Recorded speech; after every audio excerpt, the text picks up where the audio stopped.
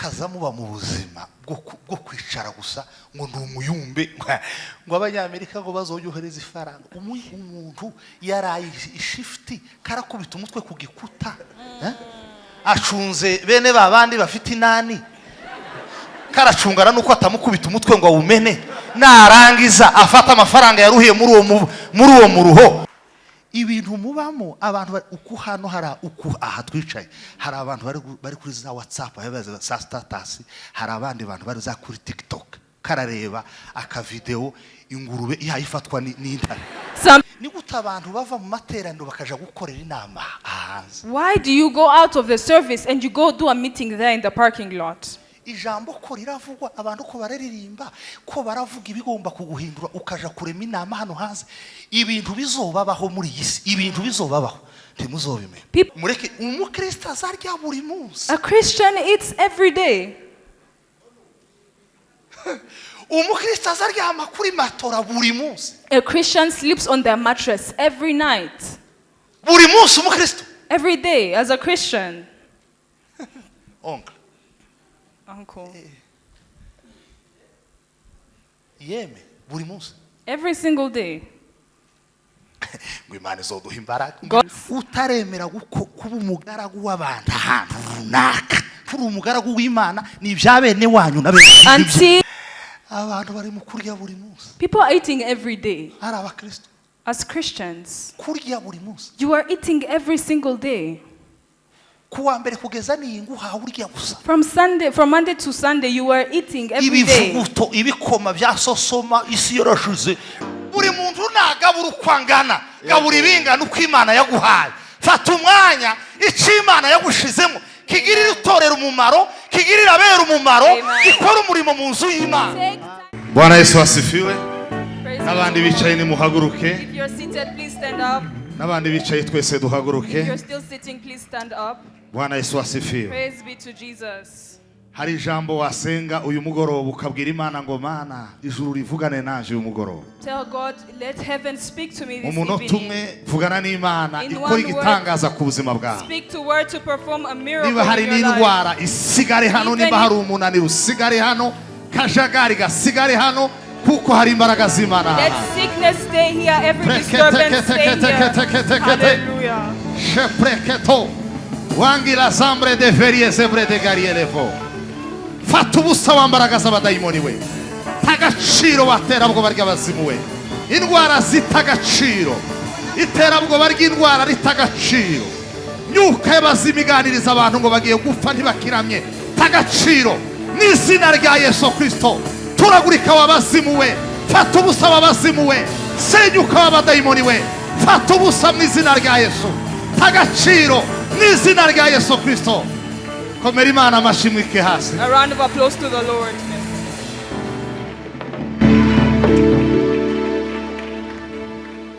Bwana Yesu asifiwe. Praise be to Jesus. Oh my God. Mana yanjye. It's not easy. Ntago byoroshye. To stand after this powerful man of God. Guhagarara nyuma y'uyu mugabo w'Imana ukomeye. It's amazing. Ni biratangaje cyane. Hallelujah. Hallelujah. Turanezerewe kubwo kugera hano mu rugo. We're very happy to be here at home. Aha ni mu rugo. Here is our home. Imana ihabwe icyubahiro. Praise be to our God. Reka saba Calvary bahaguruke. Let all Calvary members stand up. Calvary members.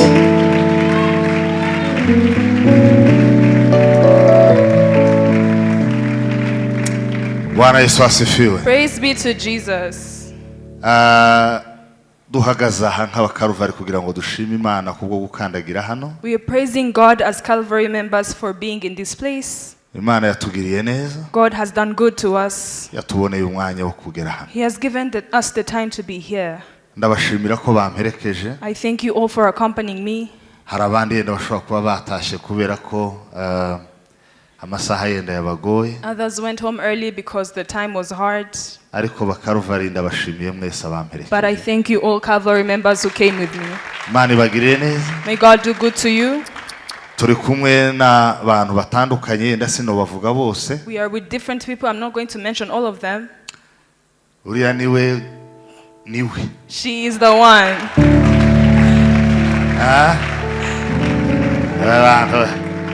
Nibo bayoboye ubu ngubu bafite ikirere cyose. They are now the leaders of today. Turashima Imana. We thank God. Ndi kumwe na Reverend Espoir. We are with Reverend Espoir. Ari kumwe na Madame. And his spouse. Hari Pastor Richard. There's Pastor Richard. Pastor Silas Serende. We have Pastor Silas. Imana ihabwe icyubahiro. Praise be to God. Turi kumwe na Pastor Ngoga. We are with Pastor Ngoga. Niwe executive pastor wa paruwase ya hano Kigali. He's the executive pastor of Kigali Parish. Harimo abadiakoni, harimo nabandi n'abaririmbyi mwababonye. We have different deacons and you have seen the singers, the worshipers. Imana ihabwe icyubahiro ku bwanyu. May God be praised for you. Murakoze mushobora kwika hasi. Thank you, you may be seated.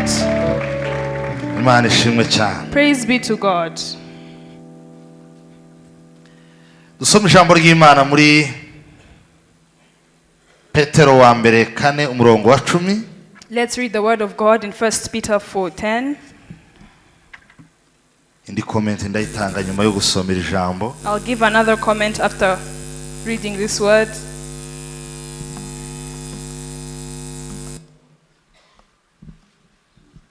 Kane umurongo wa 10 haravuga ngo kandi nk'uko umuntu yahawe impano aba ariko muzigaburana nk'uko bikwiriye ibisonga byiza by'ubuntu bw'Imana bw'uburyo bwinshi. Amen. As each one has received a gift, minister it to one another as good stewards of the manifold of the grace of God. Dushimye Imana kubwo kugera hano. We thank God for being here. Kandi n'ubwa mbere dutumiwe ariko nubwo nta utumirwa iwabo. It is the first time we have been invited, although this is our home. Tubihaye agaciro mushumba. We value it, Bishop. Kandi turabashimira hamwe n'abandi bashumba bose mukora. And we thank you with all the pastors you serve together with. N'itorero ryose ryacu rya Foursquare Gospel Church. And all our cyane paruwase ya City Light. And the whole church of this City Light Foursquare church. Ndasaba bakaruvari ko mwisaka mu mifuka yanyu. I want all Calvary members to check their pockets. Niba hari wasigaranye igihumbi, niba hari wasigaranye 2 ni mwisake gatoya. If you stayed with 1,000, 2,000, check your pockets, take your purses. Dutanga ituro ry'umwihariko ryo gushigikira iki gitera. Let's give a special offering of supporting this conference. Ndabizi mwatuye. I know you have given offerings. Ariko ni mwongere murabizi ko but yabikora gake ariko na momo pay irahari hariya. You know how to do it as children of the house. Kadutanga ituro ry'umwihariko kubera ko iki giterane biragaragara ko gihenze kirimo imirimo myinshi. It is obvious that this connection is very expensive and there's so many things that are being done. Nabandi baje nyuma botura. And even those who came after can give their offerings. Ariko bakaruvari mugira uwo mwihariko. But Calvary members, this is your time.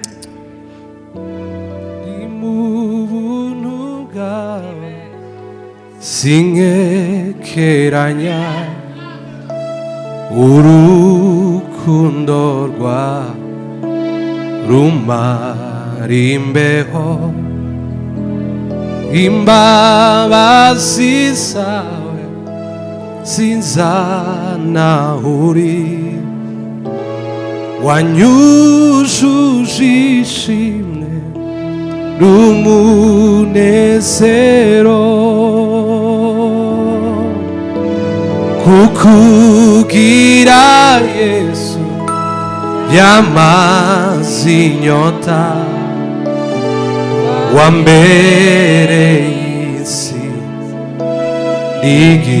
igitandara beninde yo nkunda uko wowe ubikora na shuti nzorora igana wewe.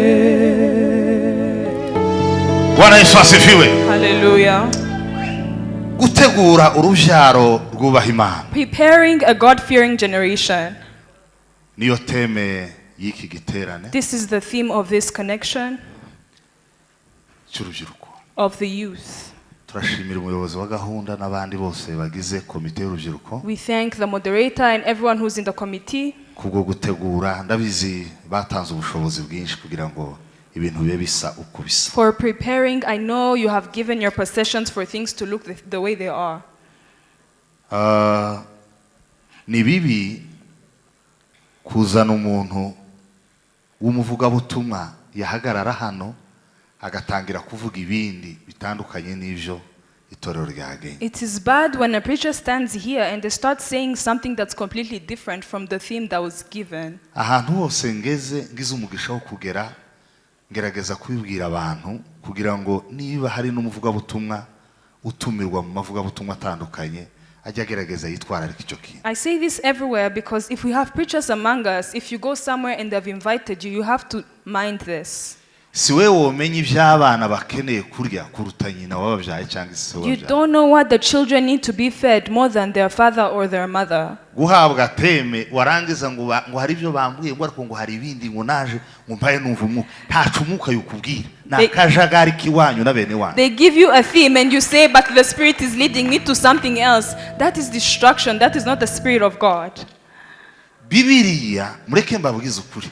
Hari ibintu abantu bapromotinze bimeze ukuntu simbizi bakubwiye ngo teme ni vuga iyo teme nimba wananiwe uvuga ngo nanani utaha uryame. If they tell you this is the theme, if you cannot preach according to that theme, you'd rather give up and not go at all. Gutegura urujaro rwubaha Imana. Preparing a God-fearing generation. Iyi teme irimo amagambo atatu. This theme has 3 main words. Irimo gutegura. There is preparing. Ikabamo urujaro. There is a generation. Ikabamo no gutinya Imana. And there is the fear of God. Kubaha Imana. The obedience to God. Ndavuga kabanza gusa. I'm going to only talk about the first one. Nako mu magambo make. And that also in few words. Kubera ko bukera hari abantu batashe mu bitekerezo. Because some people in their minds they're already home. Gutegura. Preparation. Yoshua azenguruka mu ngando wose amenyesha abantu nimukora amahamba tugiye kwambuka hakurya i Kanani. Vuzimundu urangurura bwira abana iby'uwo munsi ujamamaze muri Kongo bikwire mu isi yose vuga neza utabitinya kuko umunsi wegerejeyo aba Yesu tugiye kwambuka. Vuzimundu urangurura bwira abana iby'uwo munsi wese ujamamaze kimironko bikwire mu isi yose vuga neza utabitinya kuko umunsi wegerejeyo uyu munsi Yesu tugiye kwambuka. Vuzimundu urangurura bwira abandi iby'uwo munsi yo ujamamaze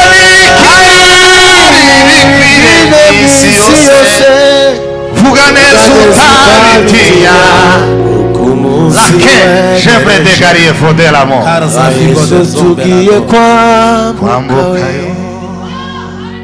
Muzamura ibiganza tugaha Imana icyubahiro. Wumviriza Imana kandi uzamura ibiganza.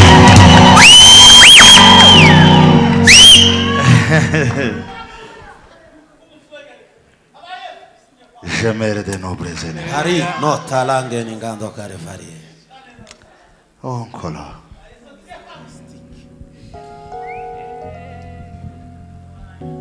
Doramanukanye inkota ityaye arwanya umwasi n'abanyabyaha we ninduzahagarara adatsinzwe n'uwanesheje isi n'ibyaha. Doramanukanye inkota ityaye arwanya amazina abanyabyaha we ninuzahagarara datsinzwe wake chambre des affaires kawiri rokarasotagaro ngendo ya ovagao. Oh, hallelujah. Hallelujah. Hallelujah. Hallelujah.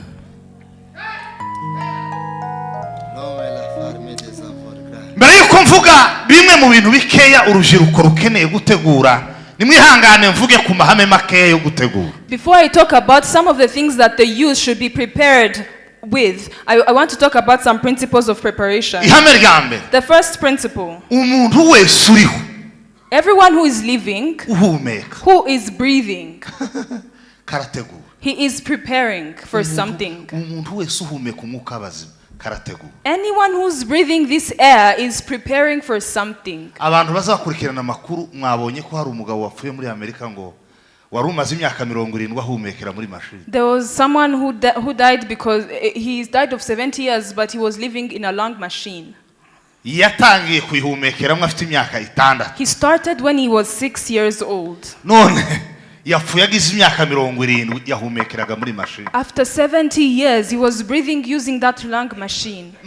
nawe Even that one, kubera ko yahumeka because he was breathing, yategura. he was preparing for something. nta muntu uriho ugihumeka umwuka w'abazima utarimo arategura. kandi gutegura si ugutegura gusa no kudategura ni ugutegura umusaruro w'abadategura. Everyone who is living is preparing for something. Even someone who thinks they're not preparing, they are preparing to receive the results of those If you care. don't plan, you plan to do what? You uteganya gutsindwa. umuntu wese uriho uhumeka umwuka w'abazima karategura. Everyone who lives this air is preparing for something. hari abantu binenetse bazamera nk'intuze ku rusake ku mutambiko ngurumva ngo njewe ngo nta bibazo mfite ngo ntegereje Imana izokora. nta kintu no kudategura ni ugutegura. Even those that do not prepare, they are preparing for failure. Ndio. cya kabiri, Number 2, gutegurwa bitanga umusaruro ungana n'urwego utegurwa yiteguye. the results of your preparation is equivalent to the level of your preparation. murumvise? Have you heard? ni amatangazo ntabwo These are ibintu announcements. birebire. Yeah. gutegurwa bitanga umusaruro ungana n'urwego uwo barimo barategura yiteguyeho. The result of your preparation is equally equivalent to your level of preparation. habe nubwo itorero ryotegura abigisha bameze gute, habe nubwo hoza abamarayika ariko bagasanga wowe utiteguye gutegurwa, nothing can happen. Even if heaven would come down and the church would plan everything, if you are not ready to be prepared, you will not receive anything. From Canada, Uturutse muri Canada, from Australia, uturutse Australia, from somewhere else. uturutse hariho hose. naje simvuye hafi. Even I am not coming from close by. ushobora gutekereza ngo ni muri metero zingahe, hari ibyo nasize kugira ngo nze. You would think that I live nearby, but I left some things to be here. ibi bintu nateguye ntabwo nabikuye iwanyu. These things that I've prepared, I didn't take it from here. ariko nubwo mwotegura bingana habe nibwo mwokora iki, ariko umuntu mwamutegurira mu mutwe we harimo amazi haba n'ikintu nta kintu na kimwe cyofa. If the person you are preparing for is not ready, is not set to be prepared, you are working in vain. hari abantu bari mu buzima basanga bategereje ikindi kintu. iyo ubarebye uzubona barasanga abantu bategereje ikintu kitarabaho kandi kitazobaho baraho simbizi. Some people are distracted. You see them and you wonder, what are they waiting for? What is their purpose in life? bafite ambuteyaje mu bitekerezo. They have traffic jam in their minds.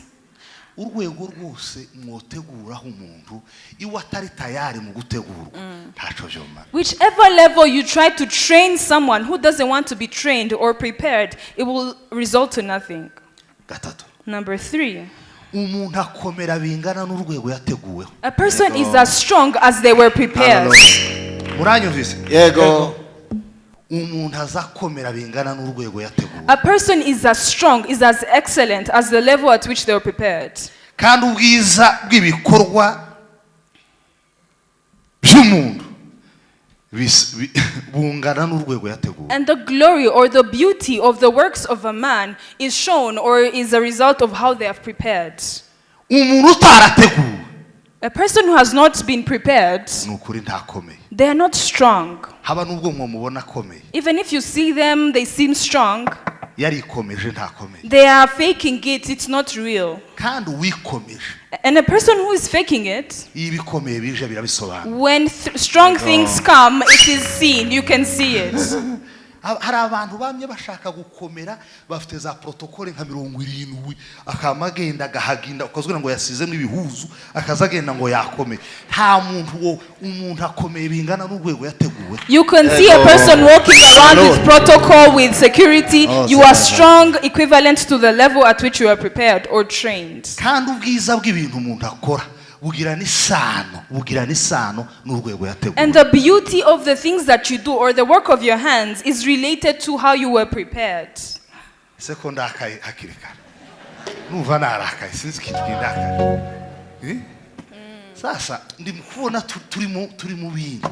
Ndimukureba nkabona sinzi ibintu turimo ntituzi gihaho kigeze ko turibebeza kandi ibintu byarakomeye titwabaseri. We want to be treated as babies, we want to be taken lightly. When seasons have changed, we have to change with them. Ihame rya kane. Number 4, principle 4. Nta muntu utegurwa uko ashaka, ategurwa uko byagenda. No one is prepared how they want, they are prepared how it is determined. Ego.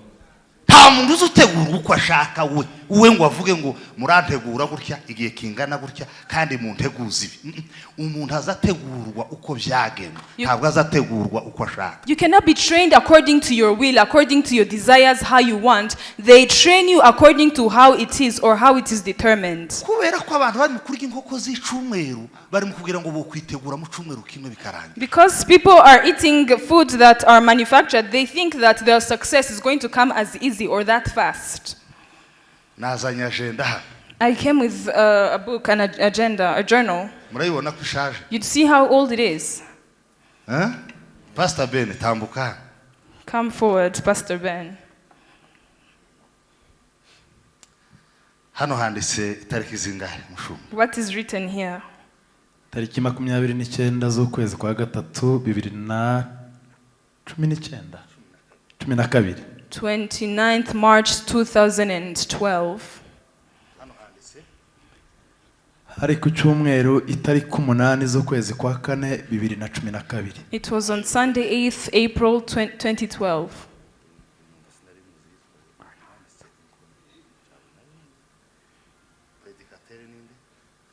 hari hayoboye uwari wayoboye we ntiyaramuzi ariko uwabwirije yari Fidel Masenga. The preacher was Bishop Fidel. Asoma Zaburi igice cya 22 umurongo wa mbere kugeza ku 22. He read Psalms 22 verse 1 to asoma Yesaya igice cya 56 umurongo wa mbere kugeza ku wa 5. And he read Isaiah 55 from verse 1 to verse 5. Arongera asoma Yohana igice cya 19 ku murongo wa 30. And he read John chapter 19 verse 30. In 2012. This is a journal from 2012. In this church, I spent 520 weeks. In this parish, in this same place. In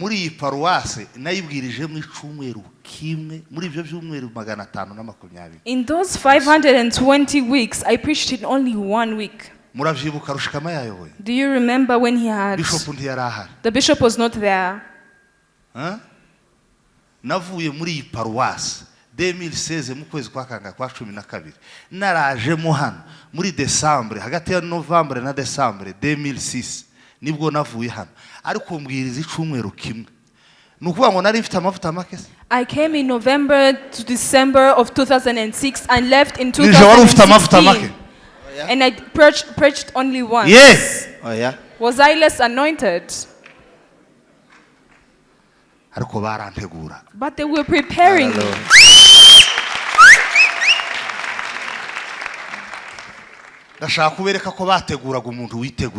They were training someone who was ready to be trained. Ibintu mubamo abantu uko hano aha twicaye hari abantu bari kuri za WhatsApp babaza sa status hari abandi bantu bari za kuri TikTok karareba aka video ingurube yayifatwa n'intare. Some people we are sitting here and they are on WhatsApp, they are on TikToks, they are watching.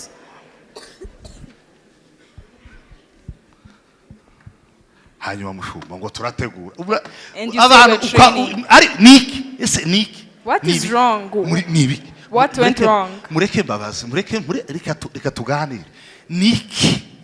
Let me ask you, what happened? Niki. What went wrong?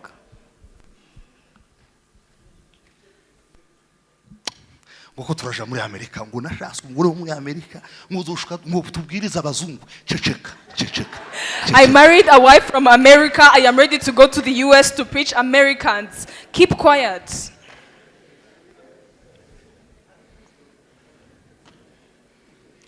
Nta muntu uzutegurwa uko ashaka, nta nuzutegurwa igihe kingana uko ashaka, nta muntu uzutegurwa mu buryo ashaka, umuntu azategurwa uko byagenwe. No one is trained how they want in the time they want, or they receive the trainings they want. They are trained how it is determined. Ngo avuye kwiga college ngo yo muri Korea ngo nawe nibamuhabwirize ngo wese ngo tuzobaho ngo tutabwiriza ngo turegeswe nk'imifuko y'ibishimbo.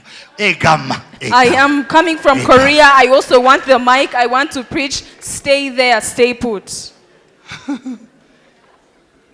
Nta muntu uzutegurwa uko ashaka kandi mureke yemi niki. No one is trained how they want it.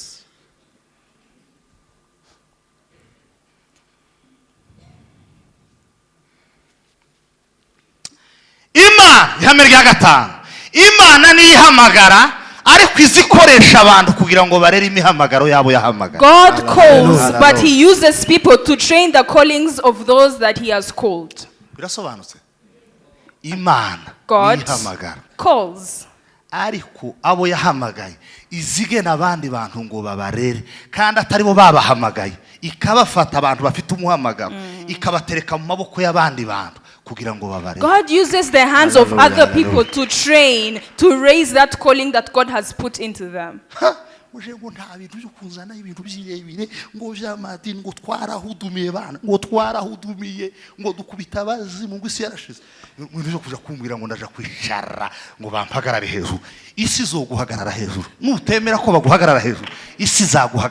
can say, we have prayed, we have cast out demons, I do not need anyone to stand above me, someone to be above me. The world is going to be above you. Urwego rwose wohanuraho urwego rwose wokwigaho. Iyi agenda nabaga nyifite dorano nagazanisharari hamwe n'amazuru n'abandi I used to be seated there in the corner with others. Ibintu byose bishop yigishije mpari naravyanditse. Mundi muvuga butumwa wese. Iyi ni imwe ni ya 2012. Nazirevye zose kuva 2012. Izindi gakubera ko nari ntaraja mu nzu yanje zoba zaratakaye twatwimuka kajagari kigihe cy'umwijima. So this is only for 2012. Others may have been lost when we were moving. We didn't have our own house. But I wrote everything the bishop preached or any other preacher who was here. Joshua mwiyitirira generation of Joshua. This Joshua you are calling yourself. Bibiliya ivuga ngo Joshua mwene nuni ngo yari yuzuye umwuka w'ubwenge gukubera ko byagenze gute. Joshua the son of Nun who had wisdom because Moses had laid hands on him. Icyatumye akora ibitangaza akambutsa Isiraheli akayigeza mu gihugu akabagabanya igihugu agakora ibintu abandi bananiwe agakora n'ivyo Mose atashoboye gukora. By the way nukubera ko yafashe umwanya aratuza ariga umugaragu ivyo umukozi w'Imana yavuze. Utaraba umugaragu w'umuntu ntabwo wo umugaragu w'Imana mutibishoboka. Joseph served. He went at the feet of Moses and learned every single thing before he did all the miracles and everything he did, even the things that Moses could not do. You have to be a servant of a man before you become a servant of God, as the man of God said. I was a child here at home.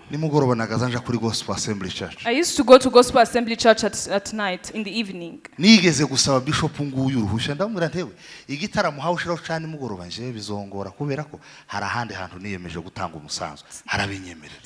I told him there's another church where I have committed myself to contribute, and I told him and he gave me the permission. Nabo batangiye 2006 kugeza 2016 nja gutangira paruwasi yari iremera niho nasengeraga kandi muri iyo myaka 10 nta munsi numwe nagaza numbaye mbwiriza naraservaga bakambura ngo tera indirimbo twabuze rezo network yabuze abantu ntibaye banezero ngatera dukora murabizi mwisanga hakimirongo. And I used to go to that church from 2006 to 2016 until I started my own church. You know that I didn't even stand here more than 2 times. Utaremera kuba umugaragu w'abantu ahantu runaka kuri umugaragu w'Imana ni byabene wanyu nabe. Until you have not accepted to become a servant of people, you are a servant of your own imagination. Submit yourself under someone's leadership. Mugandukire ubuyobozi bw'umuntu runaka. Ibintu by'akajagari abantu bari kumera nk'inuma zitashe bareze udutuza gutya mworohe oroha kandi ubu mugaragu w'umuntu utuje ube under someone's anointing utuje worohe kukuroroshe uzusinzira ukasama nta kintu kidasanzwe ufite. Be humble and be under someone's authority, because when you sleep you don't know what's going on in your body. Be humble and submit under someone. Ikibazo kibahoga abantu bamazamangira ngo barakomeye ngubwo afite ibihumbi 15 by'idolari kuri konti hari afite miliyoni 5 kandi baratuje z'amadolari bameze neza n'ibyo bintu byawe byo kurega gatuza ntabyo. You'd think you are mighty, you are strong because you have 15,000 on your bank account. Some have millions of dollars and they are humble. You have to be humble.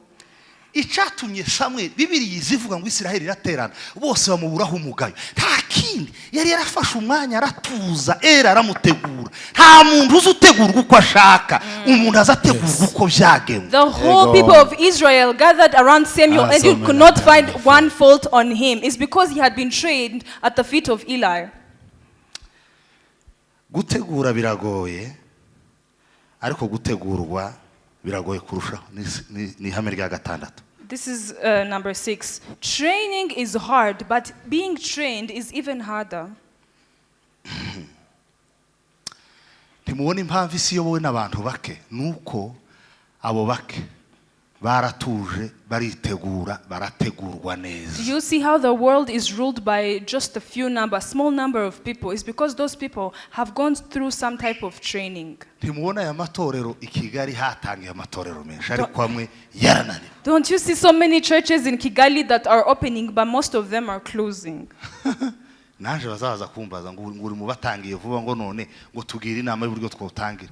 Yeme ntarindi banga nugutegura. They even come to me asking me what can we do to last as a church. There is no other secret, it is to be trained. Impamvu abantu bacuruza za business zimwe zikunguka abandi bakayatayo bakayahereza bata abiteguye nuko abantu bamwe bicaye bagira business plan barategura undi akamavuga gusa ngo ubwo bagiye mujye kudekora ngo naje mugiye kudekora akagenda yose akayamenayo yarangiza akagaruka umugabo ngurumva banyirabukwe bagoye ngo mabukwe ngo hari abantu bambuye ngo mabukwe ngo kandi ubyemere cyangwa ureke kubyemera ngo ni mabukwe. Some people They start businesses and they fail because others did business planning, but they saw other people going into one business and they followed without making a plan. And they said that, oh, maybe my mother. Kandi uko mu rugo hari nyirabukwe akabana nyina. None se nimba baravuze umukecuru uri mu rugo niki cyakuye ko ari nyoko buko atari nyoko? Why do you think it is your mother-in-law who bewitched you, not your own mother? Niki. What happened?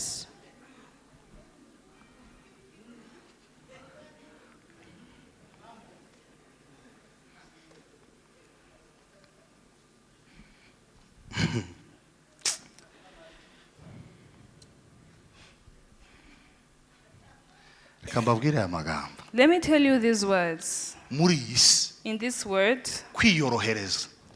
for things to be easy. Okay.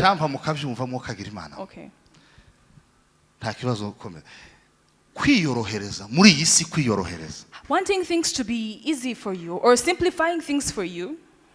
When you make things simple for you or easy for you, you are deciding to leave an easy or a light heritage to your generation. iyo umuntu yiyemeje kwiyorohereza When you have- aba yiyemeje kuzasiga umurage woroheje ku isi. When you have decided to live an easy life, you are living an easy or a simple legacy. Tozwa bisaba kutiyorohereza kugira ngo utozwe. Being trained requires you to let yourself go, to not want easy things. Kuko umutoza agira ibintu bitatu biza bigora discipline y'abantu bamwe bafite amazi menshi mu mutwe. Because the trainer has three main things that is hard on people that are being trained. Icambere, The first one, umutoza aza kwereka ico utarakora ntaza kwereka ico wakoze. the trainer shows you the things that you have not accomplished before the thing that you have accomplished or done. Kabiri, Number two, umutoza aza kubwira amakosa wakoze cyane kuruta kukubwira ibyiza wakoze. your trainer emphasizes on your faults, on your mistakes more than your wins. Icya gatatu, Number three, umutoza araguhana kandi abantu banga ibihano. your trainer corrects you and people hate correction. Zanibaza I wonder, mumara kumpa invitation mushumba natekereje umusaza bita Roger Bruback. after you gave me this invitation, I thought about the man called Roger Bruback. Yagaza mujana akamujana afite akazi rimwe na rimwe ngira ngo hari biraka yagaza reka Roger akamujana gusa mu modoka y'icatsi kibisi bakarengukiriya ngo bagiye ese ara amatora yakibikibungo arenga cumi akamujana yo umusaza uhawe ujuguma ugiye nko guhera bakiriranwa kabuma ngategera nubwo nyine icongereza nta shinshi kirimo ariko ubwo sinagaza numva kabona uko bavugana ko baragenda karamutoza kuri tere imodoka kiragenda ibacikinya asize urugo agataha atinze akasiba akazi akagira gute ntabwo gutozwa vyoroha ariko umuntu uza wiyorohereza umuntu wese uza wiyorohereza aba yiyemeje gusiga umurage woroshe kwisi. This man would drive him so far in the up country, in the villages. The car would be shaking, but he would be driving and persisting through all the trials. This man was being trained. If you want an easy life, you are going to live an easy legacy. Kavuga ibintu bitatu dukeneye gutozwamo hanyuma soza. I'm going to say 3 areas in which we need to be trained. Ahambere abantu bakeneye gutozwa dukeneye gutozwa character. The first area in which we need to be trained is our character. Bibiri iravuga mu Bafilipi igice cya 2 umurongo wa 5 haravuga ngo mugire wa mutima wari murindi muri Kristo Yesu. It says, in your relationships with another, have the same mindset as Jesus. Gukorera Imana no gukoreshwa nayo bisaba imiterere y'ubumana. Ntabwo uzana imiterere y'iwanyu na bene wanyu ngo uyizane ngo niwo bisaba guhindura character ukemera igasaswa hasi bakayikandagira. Abantu bameseye kirengeti mu ruzi muravyibuka bagazakishira mu ruzi bakagikandagira kwibuye ugomba kwemera umutima wawe Imana ikawukandagira ikavana mu burakari ikavana ntabwo motegurwa muhaye muhungisha kamere. Hari abantu babayeho ubuzima bwo guhungisha kamere ntibareke ngo bayexpose ku ijambo ry'Imana riyibage. Ugomba ku expose kamere yawe. Bibiri ijambo ry'Imana ibikorwa mu nzu y'Imana bikabaga kamere bikayivanamo bikagushamo imiterere y'Imana. For you to serve God, for you to serve, you have to have the character of God. And for that to happen, you need to be trained. Sometimes being trampled on, your heart has to be tried and tried. You cannot run away with your flesh and expect to be used by God.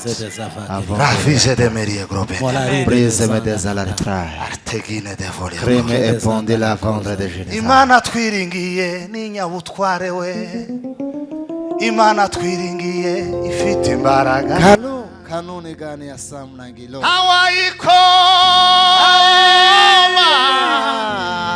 hawayikoma mukokora we.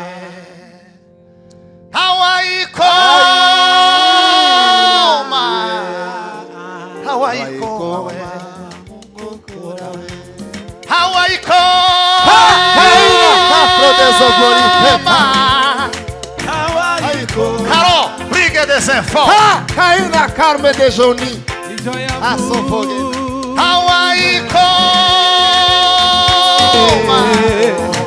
Hawayikoma mukokora.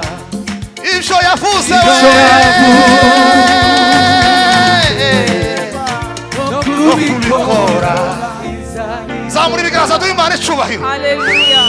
Sema haleluya. haleluya haleluya Ya. tandalangarme dezo Ugomba kwikonforma ku mahame y'icyo Imana ishaka. Ntabwo ari ukugenda uko ushatse, ntabwo ari uko abantu bagomba gutegurwa bagate imiterere yabo. Imiterere y'abantu ikeneye gutegurwa. You have to conform to the principles of what God says. Your heart needs to be trained. Mu nzu y'Imana si mu rugo rutagira nyirarwo. This house of God is not an ownerless home. Birasobanutse? There's an owner. Inzu ntabwo ari urugo rutagira nyirarwo. This house has a father.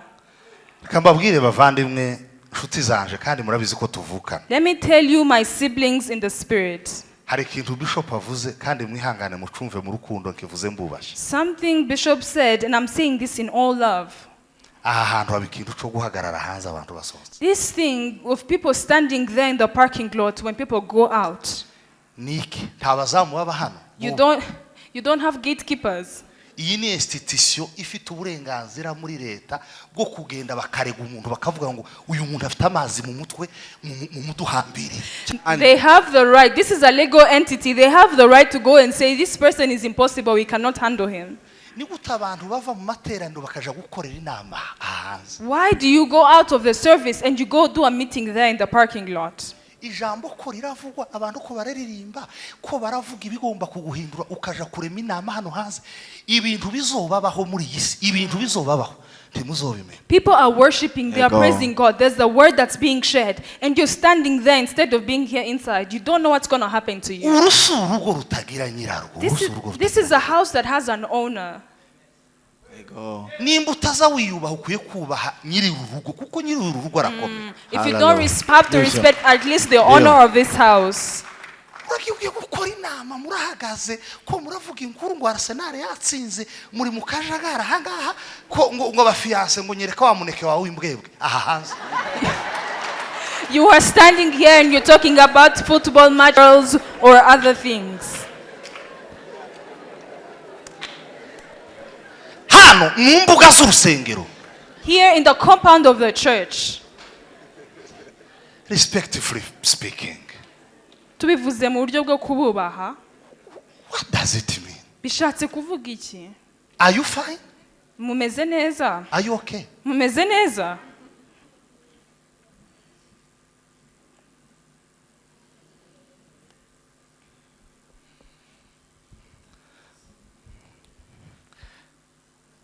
Ngo abantu ntibashaka ko tuvuga kubera za social media ngo twe twaravyemera. People don't want us to talk because of social media, but we have committed ourselves. There's no going back.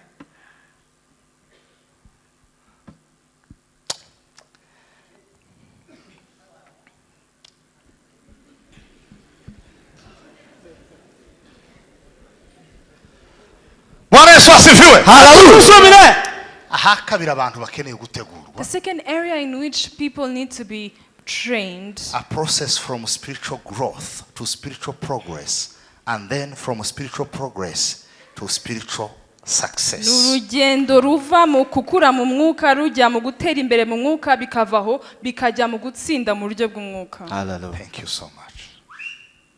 Hari abantu azavuga ku ndimi yumva Imana iravuze akamavuga ngo akagira ngo yageze yaja no. Some people speak in tongues and they get one small revelation and they think they have arrived at their destination. Yashobora gusirimba hano yazayiterera amaze ngurumva ngo yagira amahirwe bamugezaga mu rugo icumba ciza cyo kuraramo bamwubaha mu gitondo bamuha 10,000 akamugira ngo yageze yaje ntabacize ntabagikurikiranye dosiye muri Kenya ntabagikoze ibyo yagomba gukora ntabagikoze ikintu haba na kimwe akama yicara gusa bazavanga w'imbene batambuke agahaguruka na pantufure yogeje neza ngo kararebaga kuri social media hanyuma umukobwa muri Amerika azamukunde ufite amazi ufite ibibazo. Some people, you stand here, you jump one to their homes, you pray for them, they give you 10,000, and you think you're a great person, you no longer want to stand here. You want to stand here so that a wife from America might see you on the camera.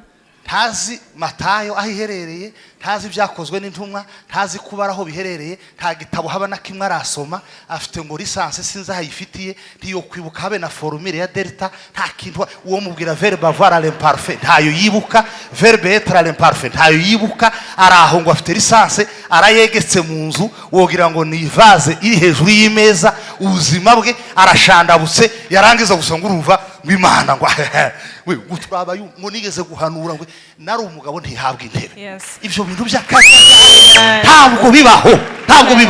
You don't know how to read the Bible, you don't know where any book is in the Bible, you don't pray, but you're coming here and you're saying we used to prophesy. That doesn't mean anything. Wikwiri gutubwira ivyo Imana yavuganye nawe, tubwira ivyo hayivugana nawe. Do not tell us what God told you in the past. Tell us what He is telling you currently. Ibintu byo kugira ngo Imana yarakoze nye. Ivyo yakoze ni vyiza ariko ivyo hayikora none ni vyiza kurusha. Telling God used to use me, God used to do things, but God is still doing things right now. Ugeze kuvuga ngo yageze ngo kwa first lady. A boy said, or a young man said that he arrived at the first lady's house. Asanga kuri prayer mountain. And he found me on the prayer mountain. There's the one that you're maybe suspecting, but it's not him. He told me I reached the first lady's house, and I said, when? In the last 6 years. That was 6 years ago. And I asked him, what did you do in those 6 years? When you met, what did you tell her? What did you get from that? Hari abantu winyine wohuza na President Kagame. Yomubwira atari ko ngaho tuganira. Urashaka iki? Umugabo umwe twigeze kujana mu masengesho aravuga ngo Imana ngo tumusengere. Ngo Imana ikora ibitangaza ngo Bush amuhamagara. Ngo Bush yari president wa America. Ngo Bush amuhamagara. There's a man, there are people that you would go and meet the president, but you would not have anything to meet him. There's a man we used to pray together, and he said, I am praying that the president of America then was Bush, that he would call me. I want him to ring my phone. And I said, if he calls you, what are you going to do? You don't know what I would ask him. That's what he said.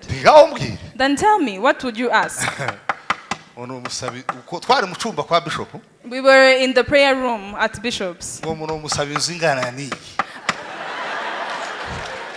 would ask him a house as big as this one.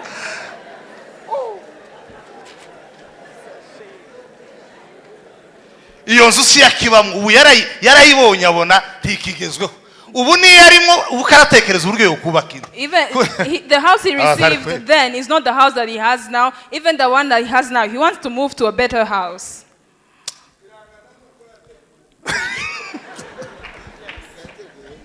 It is equal to how.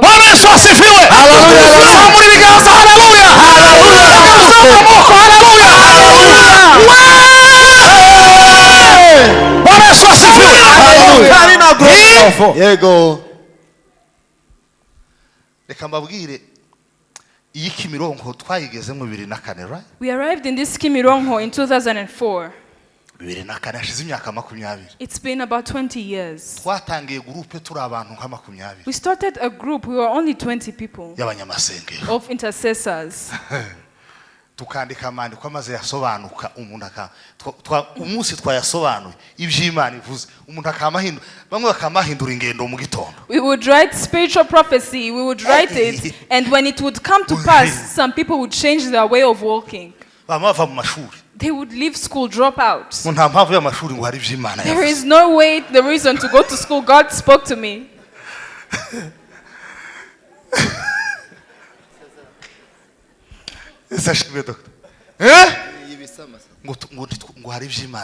God spoke to us. Some people dropped out of school because of what God said. Now we would pray again. The next day twasenga kabiri Imana itamuvuzeho And we would pray twice before Agasaka God would say twicaza. something. none ko Imana idaheruka kumvugaho Now, niki why has it been a while since God has spoken to me? What happened? nyuma y'imyaka 3 After 3 years, babivuyemo they left. kubera iki Why? hari igihe umuntu atinda mu byiza akibagirwa ko hari ibikwiriye hari n'igihe umuntu atinda mu bikwiriye akirengagiza ko hari iby'agaciro hari n'igihe umuntu atinda ku by'agaciro akirengagiza ko hari inyamibwa ugomba kuva kuri step ukaja mu yindi ukava ahantu ukaja Bibiliya iravuga ngo ntitugomba kuba tuguma mu byambere bya Kristo ngo ahubwo dukwiye kugera imbere none The people who delay in the good thing and forget the right thing. Some people get into the right thing and they forget the valuable thing. And sometimes they delay there and they miss the excellent thing. hari umuhungu umwe Kimironko no twasengeraga There's a man we used to pray together here in Kimironko. dusengera umuntu ngo arangiza duheza 100,000 We prayed for someone, he gave us 200,000. iyi story Bishop arayizi The bishop knows this story. maze kuduha 200,000 wa muhungu yamagenda muri Simba niyo yari igezweho ubwo ico gihe Simba niyo yari shop y'imyenda igezweho yamagenda hano rikoti ry'ibihumbi. This man we got 200,000 and he got 100,000. He went to Simba, that was the modern shop then, and he bought a coat that was worth 100,000. itagira urukweto It doesn't have a shoe with it. afite umukandara udodesheje inyuzi z'imifuko hano He had a belt that was sewn. inkweto yaramuhengamanye yinjiyemo amabuye aha The shoe was old, it was barely functioning. turahura twamuduhura ngo kurabona ko nacomotse And we met. Do you see how I am shining? sawa I said, okay. fata bya bihumbi 100 nzana 10 milika niwo wabagamo hariya muri I took that 100,000, I brought the tithe 10,000 and gave it to the accountant then. abakaruvari haleluya Hallelujah. dore ngo uyu mushumba nzambabwira iyo wahamya ko nagaza ntanga 10 This is the bishop, he can testify that I used to give tithe. Yeah. n'amafaranga make ya mama Christelle yampaga nukuvuga ngo bishop yagazampa nawe akangenera duke bene tuyine yasaguye ku nyanya akatu They would give me pocket money in the little that they had, even the mom, and then they would give it to me. azano gatanga 10 I would come here and give tithe. tanga 10 c'ibihumbi 10 I gave tithe of 10,000. fata ibindi bihumbi 70 mbishira ku ruhande I took 70,000, I put it aside. hasigaye ngaha 20. ibihumbi 20 ya 20 nkuramo urukweto nkuramo umukandara nkuramo ipantaro nkuramo n'ishati. In that 20, I got a shoe, a pants, I got a belt and a shirt. Ibyo bintu gako murabiseka You are laughing now. 5,000 was a lot then. bitanu by'ubu ngubu yari menshi 5,000 was a lot back then. kandi sinagombaga gusumba uko ndesha ico gihe And I didn't want to raise my standards then. ndambara ikoti ry'ibihumbi 100 ngo ngire gute Why would I wear a coat worth 100,000? Why? ibihumbi 70 rija kubiguramo ikibanza ahantu bita Kamabare mu Bugesera 70,000, I went to buy a plot of land in Bugesera. ico kibanza ngo buce gikundwa n'umuntu umwe arakigura ampereza inka. One day, a person loved that plot of land and they gave me a cow for it. iyo nkija ruguru nagiye gukora ubukwe ibyaye gatatu nayo ya kane data nshiriraho izindi zitandatu nkwika 10. Before I got married, it had had many other cows. There were 6 and I got 10 cows and my father gave me 4 more. iyi histoire Bishop arayizi. The bishop knows this story. Timukaza muba mu buzima bwo kwicara gusa ngo ndi umuyumbe ngo abanyamerika ngo bazoyohereza ifaranga umuntu yaraye ishifti karakubita umutwe ku gikuta acunze bene babandi bafite inani karacungana nuko atamukubita umutwe ngo awumene narangiza afata amafaranga yaruhiye muri uwo muruho ngo ayakohereze kurarya wahaze wakubisa amandazi 9 n'ibikombe 3 by'amata ngo ugire habiki. You are sitting here, someone who is in America, who is working night shifts, working maybe in a psychiatric ward, and they're fighting for their lives literally, and you're waiting and you're here eating mandazi and you're just living life. Why is that? From spiritual growth. to spiritual progress, from spiritual progress to spiritual success. uva mu gukura mu buryo bw'umwuka ukajya mu gutera imbere mu buryo bw'umwuka ukajya no mu buryo bw'ubutsinzi mu buryo bw'umwuka.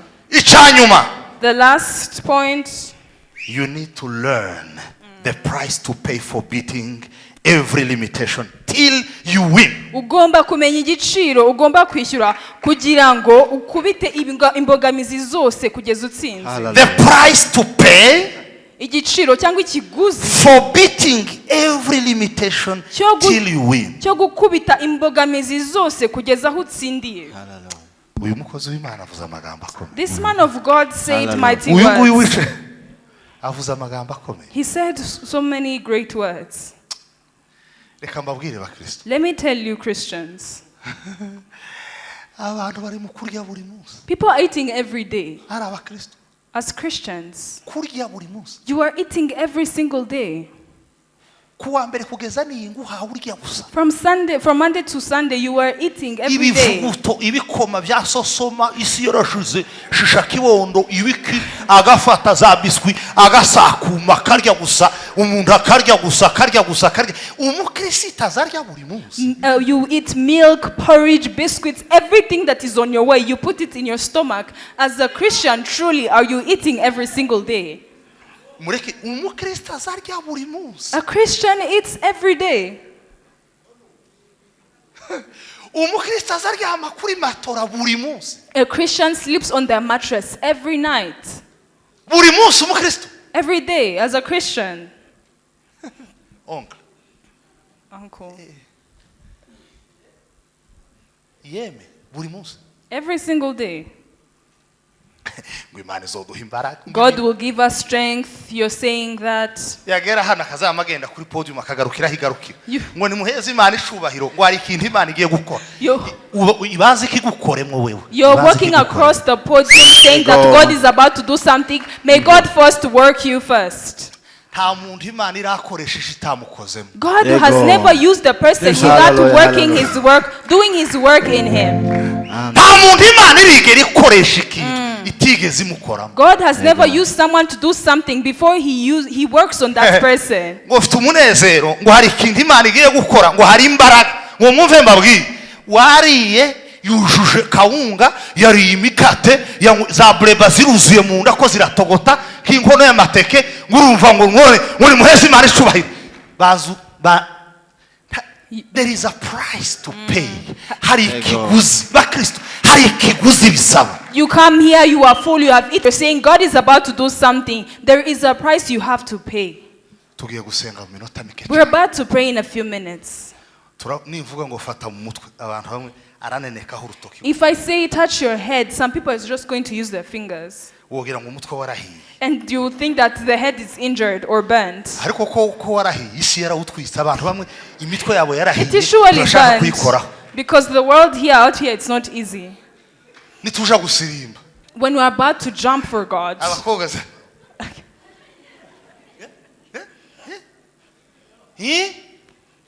Wotaha ukava mu materaniro ijwi ridasaraye uri umukristo warangiza ukavuga ngo kweri ngure expecting umusaruro wiki wakoze. As a Christian you go home and you have not yet lost your voice. What result are you expecting? You did not put in your all. Pudre mwisize ziracari hose amapodo wa yose aracari mu yose ibintu byose biracari byose rinete ntigeze inyeganyega ngo yikuremo ikintu cyose kiracari intact hanyuma ngo utegereje umusaruro nuwabene wanyu ubone uwabene wanyu. Your makeup is still on, your glasses are still on, you're still the same way you came here. You are working for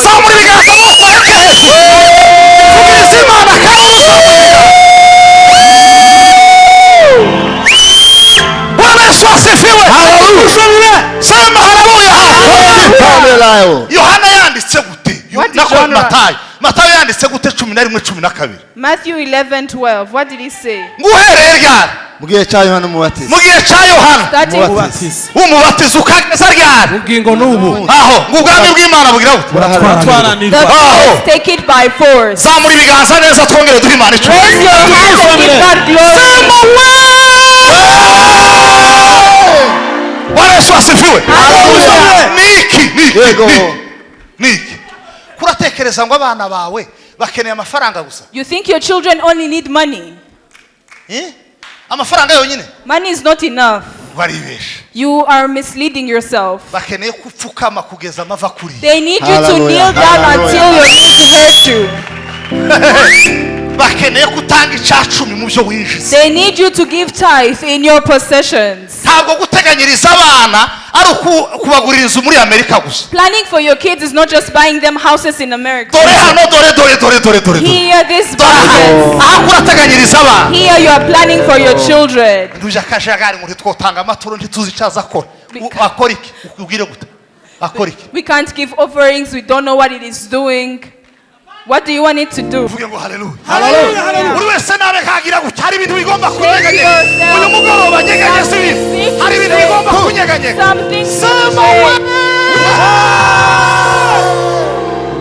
Bwana Yesu asifiwe. Hallelujah, hallelujah. Buri muntu nagabura ukwangana. Gabura ibingana uko Imana yaguhaye. Fata umwanya icimana yagushizemo. Kigirira utorera umumaro, kigirira abera umumaro, ikora umurimo mu nzu y'Imana. Take time to use the gift that God has given to you to be productive, to minister in church. Everyone brings their own gift to minister. Humiriza ku maso yabwira Imana ngo Mana namaganya umwuka w'uburiganya. Satani ntazongera kundiganya, amajoro yaje ntazongera kuyariganya, ubuzima bwaje ntazongera kuburiganya. Samura ijwi ryawe, samura ijwi ryawe. Uburiganya mu izina rya Yesu. Mu rugo rwanje, mu bana banje, umugore wanje,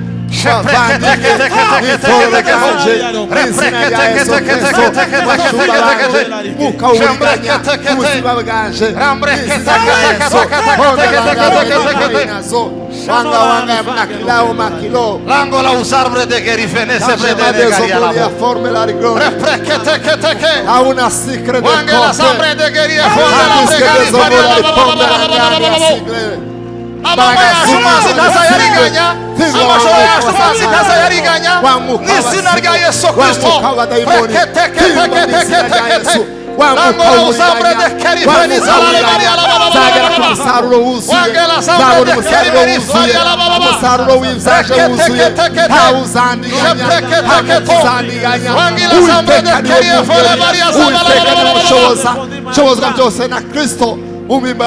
Bwana Yesu asifiwe. Muhaguruka ku maguru yanyu. Reka mbasabe muhaguruke. Kamba sabe duhaguruke twese. Let me ask you to stand. Nizina rya Yesu. In the name of Jesus. Nubwo amagambo yanje ataba menshi. Shimamana kukonda amahoro. Karirimba uzamuye ibiganza ndakwingiza. Raise your hands. Kubinyungu zawe. Mutima wanje himbazi yoma. Zirikana imirimo Imana yakoze zamura ibiganza. Unezerwe kukonda amahoro. Nubwo amagambo yanje ataba menshi. Shimamana kukonda amahoro. mutima wanje himbaza. Mutima wanje himbazi yoma. Ibuka handi yakurize, ibuka ya mirimo yagukoreye uzamura ibiganza byawe. Remember what God has done for you. Raise your hand. Nubwo amagambo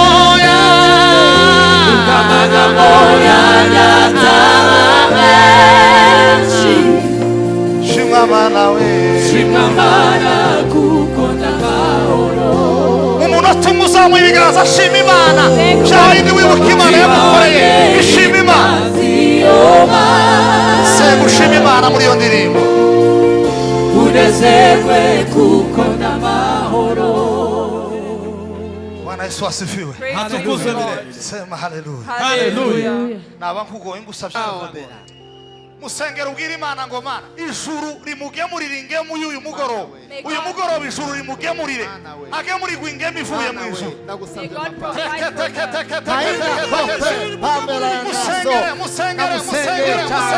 Iri joro ryanone, ijuru rigemure, kontinere kontinere, urugo rwiwe, ubuzima bwiwe, umugabo wiwe, n'izina rya Yesu, umwana, imbaraga zawe, imbaraga z'ijuru, ziprovidinge, ijuru riprovidinge, ijuru riprovidinge, ijuru ritange ijuru rikwize ijuru rigabure n'izina rya Yesu Kristo Uwiteka yagura imbago Uwiteka yagura imbago yagura imbago yagura imbago n'izina rya Yesu yagura imyenda y'amahema imyenda y'amahema yaguke yagura imyenda y'amahema ihema ryaguke n'izina rya Yesu inzozi zaguke n'izina rya Yesu kora imirimo bitangaza mu rugo kora imirimo bitangaza kora imirimo bitangaza amashimwe amashimwe mu rugo amashimwe mu rugo amashimwe n'izina rya Yesu ijuru rikemure ijuru rimwibuke ijuru rimwibuke ijuru rimwibuke ijuru rimwibuke ijuru rimwibuke ijuru ritahiwe agakiza gatahe mu rugo agakiza gatahe mu rugo Imana ya Isirayeli itahe mu rugo taha mu rugo abona Imana abona umusaruro w'abasenze abona umusaruro w'abana b'Imana sema haleluya haleluya murekure Let go of that. zamura ibiganza uhagaze Raise your hands where you are. wavugiriza Imana karuru zamura Shout for ibiganza the Bwana Yesu asifiwe atukukariha mwihangane dusoreze kuri iki cyifuzo Let's pray this last prayer request. hari ibisitaza satani zidushira imbere There are so many traps that the devil ubuzima puts kugira on ngo our way tudahura n'Imana so that we may not meet God. senga ubwira Imana ngo Mana igisitaza cyose kimbuza guhura n'Imana uko ngomba guhura nayo ngikuye mu nzira zanje senga ukoma mu mashi vana igisitaza izina rya Yesu Kristo vana igisitaza mu maso yawe vana igisitaza imbere y'ubuzima bwawe katika jina la Yesu imbaraga z'Imana zimurike imbaraga z'Imana zimukubite kubitwa hasi kubitwa hasi wabisitaza we wabisitaza we wamabuye we wabikuta wabikuta wabisozi wabisozi wabisozi we wabisozi we imbere yaje uyitika imbere y'Imana uyitika imbere y'Isirayeli uyitika imbere y'Imana yewe wabisozi we yewe wabisitaza we imbere yaje imbere y'ubuzima bwaje imbere y'akazi kaje imbere y'ubuzima bwaje imbere Uwiteka ari kumwe naje sinzatinya Uwiteka turi kumwe Uwiteka ari imbere